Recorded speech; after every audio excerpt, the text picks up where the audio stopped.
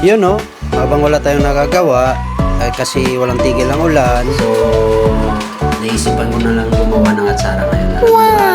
Pagkat yung atsara, kahit ilang linggo yan sa rep, hindi po yan masisira, kaya gagawa tayo ngayon. So, ayan lang pala guys, ganyan karami yung dalang papaya.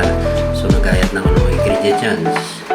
Sibuyas, luya, bawang, at bell pepper po.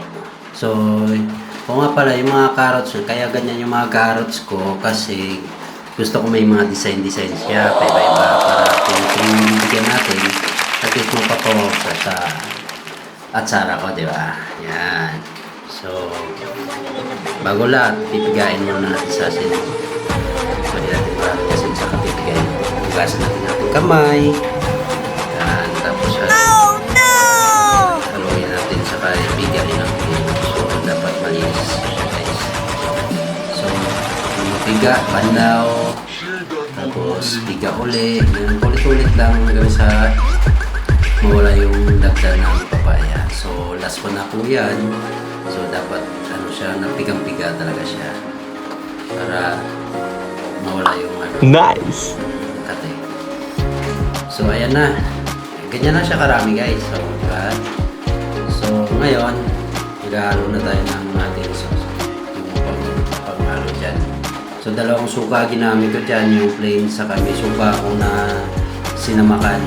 Wow! Sobrang hangang naman kasi pag yan ang lagay ko. So, maglalagay tayo ng asin, tapos samihan natin yung asukal, at lagyan natin ng paminta. So, yung paminta dito guys, dalawang klase yung durog, saka yung buto. So, maglalagay ako ng durog, at maglalagay na ako ng yan. Tapos, i-mix lang natin hanggang sa matulog-saw lahat yung nilagay natin.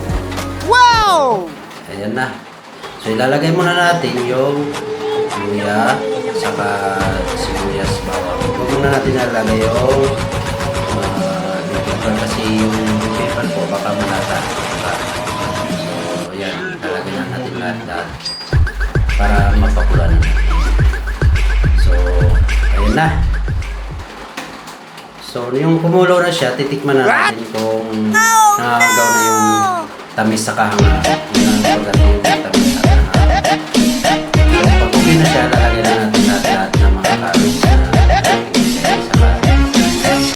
yan, pagkatapos ko haluin, yan na yung resulta. O, diba? Matatakam ka talaga. Sa itsura pa lang. Delicious. Yan ang